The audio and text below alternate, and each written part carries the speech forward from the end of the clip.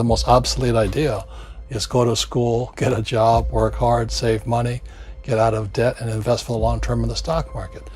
See, why would you save money when they're printing trillions of dollars?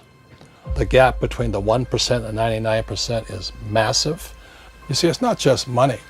You have to step back and look at the bigger picture. So what do you do? In every one of us is a poor person. There's still a poor person inside me. There's also a middle class person, and the middle class person wants security. They want that steady paycheck. And there's a rich person. And they're all inside of us, except that it's not taught. You're taught to go to school, get a job, and get a paycheck. You're not taught to how to get rich. If you read Rich Dad, Poor Dad, my rich dad refused to pay me.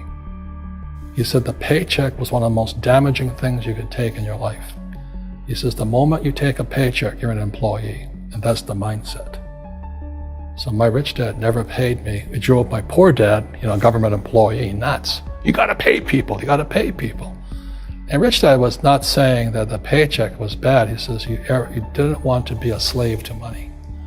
So as an entrepreneur, if Rich Dad folded, I just start another company. I don't need a paycheck.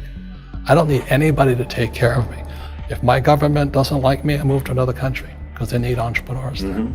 So the entrepreneur is not so much the business. The entrepreneur is really the mindset and the skill sets and the different set of rules. You see, small business does not operate in the same rules as big business. Entrepreneur is a mindset first, a skill set, and rules. And depending upon whether you're an employee or a small business, the rules are different. The mindsets are different, the skill sets are different. If you could say one thing to somebody who's never been an entrepreneur and they're thinking about making the leap of faith into becoming an entrepreneur, what could you tell them? So if you fail, that's when I became an entrepreneur because I had no money. I had no money for years. I didn't have a paycheck. But that's what my rich dad encouraged me to do. He says, when you don't have this paycheck, you get hungrier, smarter, and it's a test of your character. Will you become a crook? Will you become dishonest? Will you cheat and steal? Or will you become a better human being? So really, that's the benefit of becoming an entrepreneur, is you really find out who you are when you don't have anything. So you always have to look at the big picture. Too many people look at, well, what's going to happen to me? When you look at the big picture, you're also going to know that when something bad happens, something good's going to happen. But you got to prepare for whatever is coming. If you think next 20 years will be like the last 20 years, you're going to get creamed. When you and I go to the supermarket and we buy a carton of milk, we always check for the expiration date. But most people do not check for the expiration date on their brains. Instead of get out of debt, I get into debt. I just refinanced $300 million in debt. I went from 5% to 2.5% interest. I made a fortune. Every month, more money comes in because my cost of money has gone down. So while some financial experts are saying get out of debt, I'm saying learn how to use debt. See, when I came back from in Vietnam in January of '73, the first thing my rich dad said to me was go to school to learn how to invest in real estate. It wasn't real estate, it was how to use debt and taxes. Debt and taxes make the rich richer. Debt and taxes make the poor and middle class poorer.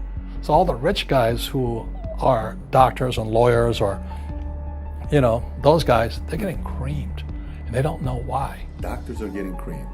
Oh yeah, they're making more money, but the take home is less. Sure. My doctor just yelled at me, he was happy, he says, oh, guess what, I finally made $1 million. And I said, yeah, this was just 3 weeks ago. And so I said, yeah, well, how much you pay in tax? He says, $750,000 in taxes.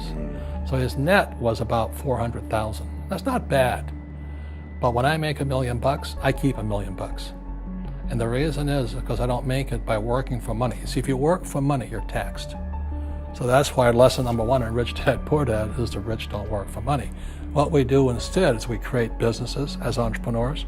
We acquire real estate. I don't want to invest in the stock market. Okay? So the reason is because as entrepreneurs, I have more control over my income, how much I make, and how much I pay in taxes. And because I'm an entrepreneur as well as an investor in real estate, I pay 0 tax.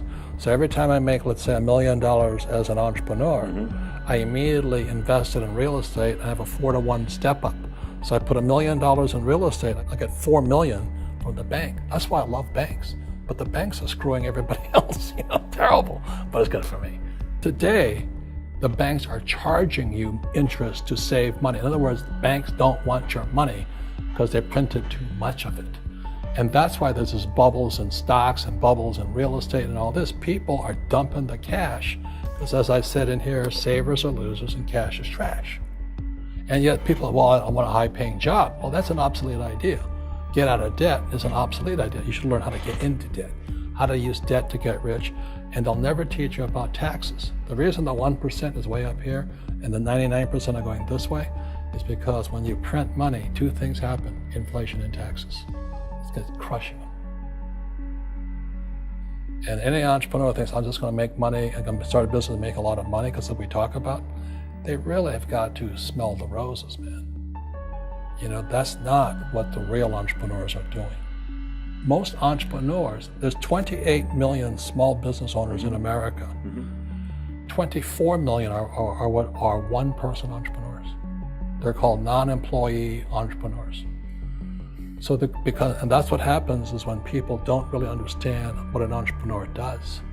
So most big people are self-employed, but they're not really entrepreneurs. The self-employed pay the highest taxes of all, and nobody tells them that. So the real entrepreneur has an internal focus that if they fall down, they say, oh, this is good because I'm going to go up higher.